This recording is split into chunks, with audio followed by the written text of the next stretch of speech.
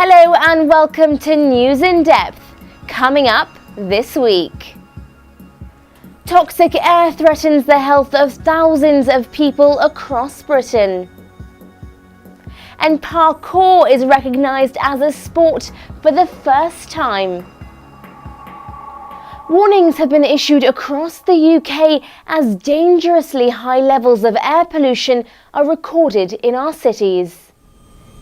The year has started with London breaching its annual air pollution limits for 2017 in just 5 days. Recordings of particulate air pollution in London has at times peaked to levels higher than in Beijing in China, a city that has some of the worst air quality in the world. Other parts of the southeast have also been badly affected by the toxic gases in our air. But what's causing this pollution?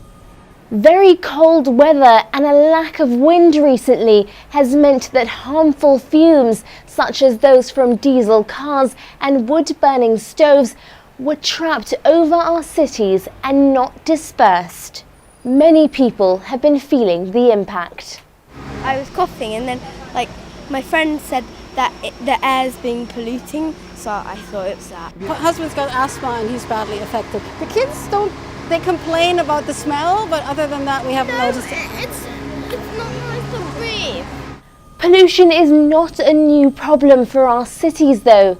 During the 1940s and 50s, at a time of heavy industry and coal burning, smoke from factories and chimneys would mix with thick fog in cold weather, causing smog. Christmas comes but once a year, but smog knows no calendar. At times, the air pollution was so bad that people could barely even see what was in front of their noses. Catching everybody by the throat in its cold, clammy fingers.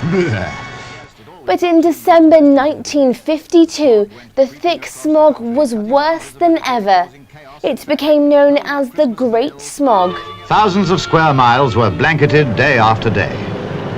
Cold weather and a lack of wind trapped air pollution over London for 4 days. It's estimated that around 4,000 people died as a result, and thousands more were affected. The pollution disaster of 1952 led to changes in the law and the introduction of the Clean Air Act 4 years later. Today, scientists measure air pollution levels at 5,000 monitoring stations across the UK. These detect levels of pollutants like ozone, nitrogen dioxide, sulfur dioxide and particles from things like soot, dust and car tyres, which can cause heart and lung disease as well as asthma. According to the latest research, air pollution is causing almost 10,000 premature deaths in London every year. But this isn't an issue exclusive to the capital.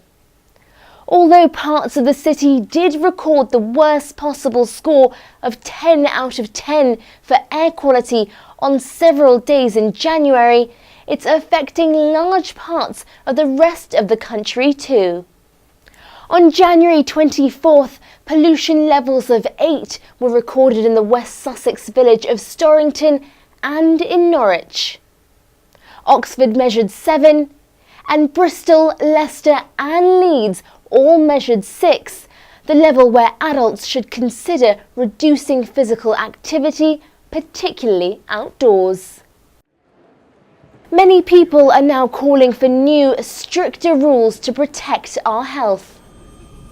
In November last year, environmental activists won a High Court battle forcing the government to improve its plans to tackle air pollution. As judges agreed, the current scheme was woefully inadequate. Client Earth, which started the legal case, is demanding a network of clean air zones in cities across the UK by 2018 to make sure legal pollution limits are enforced. What it will mean is moving away from diesel vehicles, which are the really dirty vehicles. This is a fantastic opportunity to move to electric vehicles. After Brexit, we keep hearing we want to lead the world. This is an opportunity to lead the world. But now it moves to the desk of the Prime Minister.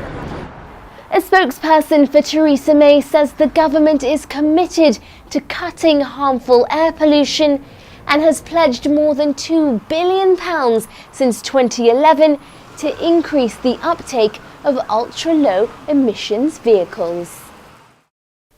The UK has become the first country in the world to officially recognise parkour as a sport. Also called free running, it's a sort of urban acrobatics. The practice involves running, jumping and climbing over buildings and obstacles around you. People of all ages are using public spaces to get fit. And since Parkour UK has had its application to be recognised, approved by the UK sports councils, it could now be taught in your physical education lessons. These children already have a parkour park in their school playground.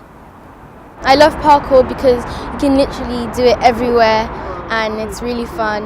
It is dangerous, but if you learn from someone experienced, then there won't be as much pain.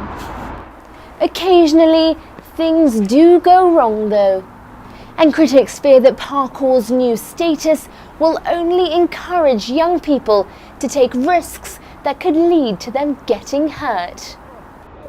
But one of the founders of free running and president of Parkour UK disagrees.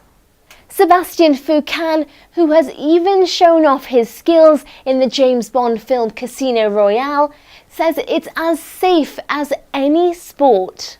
If you practice rugby wrongly, wrestling, surfing, climbing, if you don't do it in the right way, you can get hurt. So our discipline it's exactly the same.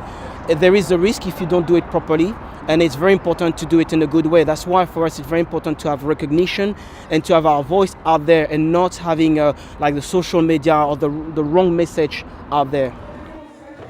The sport was founded in France in the 1980s by a group of 9 men. It was called l'art du placement, which means the art of moving. A few years later, it was renamed parkour, originating from the French word parcours, which means route or course. The term free running was then used to introduce the discipline to an English-speaking audience. It was around then that the sport shot up in popularity, and with the rise of social media, thousands have been posting their impressive skills online. But this has led to trouble as well, because not everyone has been sticking to the rules. Many people have trespassed onto private property in the name of parkour, and some practitioners have been injured or even killed when practicing their routines. The new governing body, though, says being recognised as an official sport will help them tackle these issues. They think the new status will mean people will better understand how the sport works safely and the benefits of free running. And Parkour UK can now apply for government funding through the National Lottery to promote it and get it taught in schools. So, soon your PE lessons could look a little more like this.